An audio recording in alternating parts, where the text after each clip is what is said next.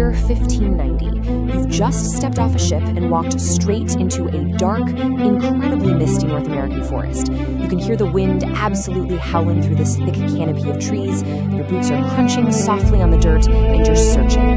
You're looking for your family, your friends, the entire community you helped build. But as you push through that fog, you realize something is terribly, terribly wrong. Welcome to today's Explainer. We're going to dive headfirst into one of the most chilling, enduring historical mysteries of all time. We'll break down the timeline, lay out the facts, and look at the physical evidence, or, well, the terrifying lack of it, to figure out what on earth happened on Roanoke Island. 115. Think about that number for a second. We're not talking about some small, lost scouting party that wandered too far into the woods. This was an entire, fully established settlement. 115 men, women, and children. When that English ship finally dropped anchor at Roanoke Island in 1590, the crew fully expected to walk into this bustling, thriving little colony, but instead, they walked into a complete and total ghost town. And the sheer scale of this disappearance is what makes it so incredibly unsettling. I mean, there were absolutely no bodies. There were no scattered belongings left in a panic. And maybe most weirdly of all, no signs of a struggle. 115 human beings literally just ceased to be there. And this right here perfectly captures why this is such a legendary mystery. The settlers didn't leave behind a hidden journal or maps or any clear trail for the search party to follow. No, they left exactly one seriously eerie clue. As the guys from the ship were moving through this completely silent, abandoned settlement, they stumbled upon a wooden post. And carved right into that post with a knife was just one single word: Croatoan. Just imagine standing in the deafening silence of an empty town, feeling that cold wind coming off the water, and staring at this lone word scratched into the wood. What did it mean? Was it a destination they were heading to?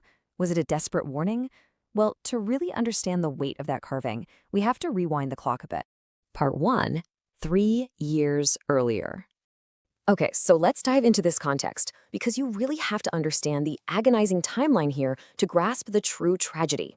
Back in 1587, the colony was struggling. They were trying to survive in this dark, unforgiving wilderness, and supplies were running critically low.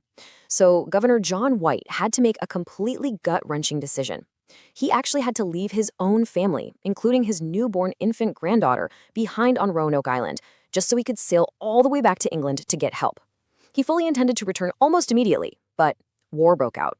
Circumstances entirely out of his control trapped him across the Atlantic Ocean. He was delayed for 3 long, agonizing years. Try to imagine the psychological toll of that, waking up every day wondering if your family is freezing or starving or even alive. Finally, in 1590, he manages to secure a ship and makes the perilous journey back, expecting this incredibly joyous reunion. But instead, he steps off the boat straight into a nightmare. So Governor White arrives expecting life, noise, a bustling colony. But what he actually found? Well, it wasn't a scene of violent destruction. And that's key. The houses weren't burned to the ground. They weren't smashed to pieces by some invading force. No, they were deliberately taken down. This detail is absolutely critical, right? It changes the entire narrative, because taking down heavy timber houses requires time, it requires effort, and it requires organization. The silence was deafening, for sure, but it was an organized silence. It looked exactly as if the settlers had plenty of time to pack up their whole lives, dismantle their homes, and just move on. But if they packed up, the obvious question is, where on earth did they go? Part 2, the missing Maltese cross. When experts study a historical site, what is missing is very often just as important as what's actually there. On Roanoke Island, there was no blood, 0. There was no ash from burned structures. This total absence of typical violence markers points us away from a sudden massacre or a catastrophic raid. The whole story shifts from an ambush to a calculated departure. But to really grasp the suspense of that departure, you've got to know about the incredible foresight these settlers had. They knew they were living on the edge of the known world, right? Danger was just a constant threat. So before Governor White set sail back in 1587, he and the colonists agreed on a strict, secret emergency code. The protocol was simple but brilliant. Rule 1, if you ever have to leave the settlement, carve your destination into a prominent post or tree so I can find you. Rule 2, and this is the absolute kicker, if you are forced to flee because of imminent danger or an attack, you carve a Maltese cross above that destination. Now here is the pivot point of the whole horror story. There was no cross. Governor White searched frantically. He scoured the wooden posts, he checked the trees, literally every inch of the remaining perimeter. He found Croatoan carved into the wood, which totally fulfilled rule number 1 of their secret code. But no cross. No sign of distress. No indicator of danger whatsoever. And this forces us into a deeply, deeply unsettling corner. Because whatever took those 115 men, women, and children, it really seems like they went willingly. Or, and this is almost worse to think about, they were forced by an unknown entity to make it look that way. Part 3. Theories of the Vanished. What happened? So how exactly do you erase an entire community without a single trace? No blood, no distress signal, nothing.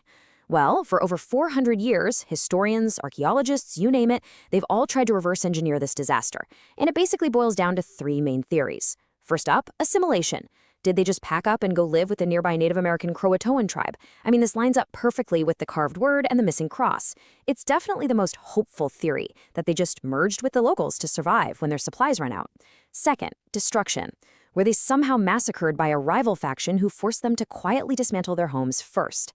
Or maybe they tried to sail back to England on their own in smaller boats and just got completely swallowed by a raging storm, leaving no trace on land. And then there's the third option, desperation. This one's dark. Did they hunker down during a brutal winter?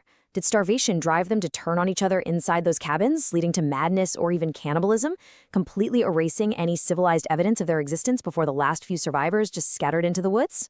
The deep, shadowy forests of North America have kept this secret locked away for more than 4 centuries.